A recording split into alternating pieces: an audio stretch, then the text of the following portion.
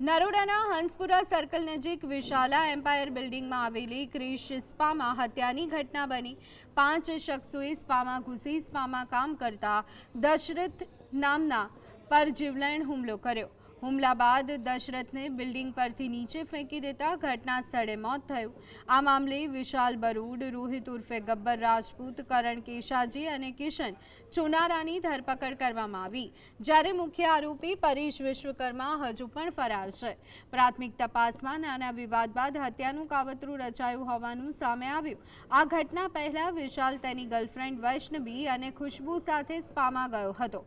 વૈષ્ણવી, ખુશ્બુ અને દશરથ જનકભાઈ વચ્ચે બોલાચાલી અને ઝઘડો થયો હતો, જે બાદ આ કાવતરું ઘડાયું હતું।